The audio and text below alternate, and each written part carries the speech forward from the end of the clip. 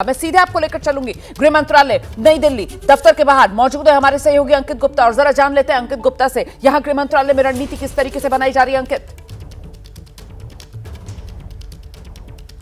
देखिए हमारा जो फिलहाल क्योंकि केंद्रीय गृह मंत्री जो खुद वहां पर मौजूद हैं, लिहाजा वो खुद पूरी जानकारी वहीं से ले रहे हैं। लेकिन जो तमाम अधिकारी यहां पर मौजूद हैं जिनके पास में सारी जानकारी एक जगह पर एक सेंट्रल कमांड के तौर पर पहुंचती है, वो लोग जो है लगातार कल शाम से ही नजर बनाए हुए हैं और पल पल का जो भी अपडेट होता है वो जो है केंद्रीय गृह सचिव और केंद्रीय गृह मंत्री अमित शाह तक पहुंच रहा है। तो फिलहाल इस वक्त के लिए एक बड़ी जानकारी निकल के सामने आ रही है खुफिया सूत्रों के हवाले से, और वो रमाना यह है कि इस पूरी घटना में अभी शुरुआती जानकारी के मुताबिक 8 से 10 आतंकी शामिल हो सकते हैं, जिसमें 2 से 3 आतंकी स्थानीय और 5 से 7 आतंकी पाकिस्तानी मूल के हो सकते हैं। उसकी वजह क्या है, ये जो पूरी घटनाक्रम को जैसे अंजाम कैसे दिया गया है, अब तक की जानकारी के मुताबिक जो देर रात तक जानकारी जुटाई जा सकी है उसके मुताबिक 2 से 3 जो स्थानीय आतंकी थे वो पुलिस की वर्दी में थे और उनके साथ में जो 5 से 7 पाकिस्तानी जो आतंकी थे वो सादी वर्दी में, वो सादी यूनिफॉर्म में एक जो सैलानी की तरह वहां पर घूम रहे थे और जो पुलिस की वर्दी में जो लोग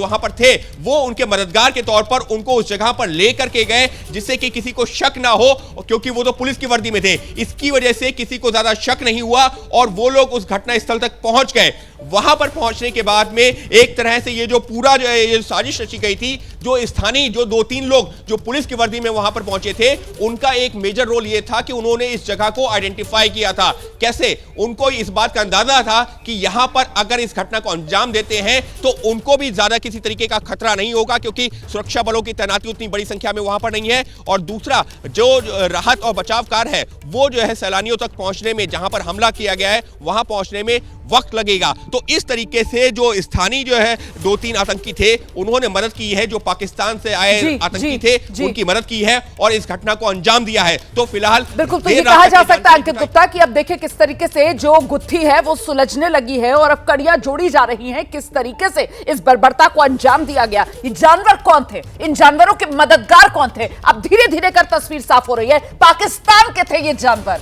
5 से 7 पाकिस्तानी आतंकवादी पहलगाम में आए और जिन्होंने वहां पर पूरा का पूरा पहलगाम का वो इलाका खून से लाल कर दिया। 2 से 3 इनके स्थानीय मददगार थे और यकीन मानिए आप, एजेंसीज जो हैं वो लग गई हैं, इनको छोड़ा तो नहीं जाएगा, इनसे बदला तो पूरा लिया जाएगा, गिन गिन कर इनका हिसाब चुकता किया जाएगा। मैं फिलहाल सीधे आपको लेकर चलूंगी, हमारे साथ हमारे सहयोगी अजय बाशलू इस वक्त मौजूद हैं, जम्मू रीजन से मौजूद हैं। अजय, ये गुस्सा, ये उबाल पूरे देश में है और इस वक्त जम्मू कश्मीर किस तरीके से विरोध कर रहा है इस बर्बरता का, बताइए जरा विस्तार से, क्या है तैयारी आज? देखिए रोमाना, देश गुस्से में है और गुस्से की एक अगर मैं आपको उदाहरण दूं, कल करीब रात 12 बजे लोग सड़कों पर थे, छात्र सड़कों पर थे, पाकिस्तान के खिलाफ प्रदर्शन किया जा रहा था और अच्छी खासी संख्या में जो है छात्र यहां प्रदर्शन कर रहे थे। मांग एक थी कि जो इस हमले में मारे गए हैं उनके एक एक खून की बूंद का जो है हिसाब लिया जाए। यहां तक मांग उठ रही है जम्मू से कि अब बैठकों का दौर खत्म हो गया है और एक्शन का दौर है और एक्शन केंद्र सरकार करे पाकिस्तान के खिलाफ, पाकिस्तान के उन गुनहगारों के खिलाफ जिन्होंने इस जो हत्याकांड है उसको अंजाम दिया है। और जहां तक आपका दूसरा सवाल है रोमाना, जम्मू की आपको तस्वीर दिखा रहा हूं, जम्मू के सबसे वेस्ट मार्केट में हूं। पीछे आप मेरे देखेंगे कि किस तरह से पूरा बाजार बंद है, यहां तक कि सुबह चाय और जो अखबार की दुकानें हैं वो तक नहीं खुली हैं। सड़कों से जो ट्रांसपोर्ट है वो गायब है और आज पूरा दिन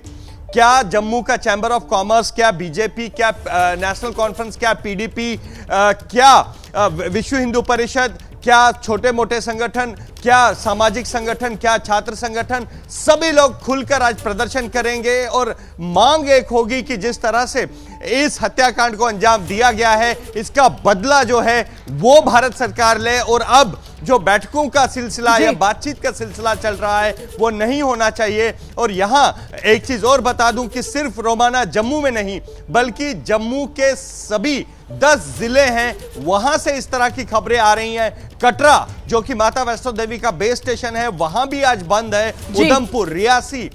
जिस जिले का आप नाम लीजिए रोमाना, वहां आज बंद है और गुस्सा और आक्रोश है उन हत्यारों के खिलाफ और उन हत्यारों को देखिए, पनाह सबसे देने बड़ा वाले हमला और पाकिस्तान- इसीलिए सबसे बड़ा बदला, यही इस वक्त देश की मांग है।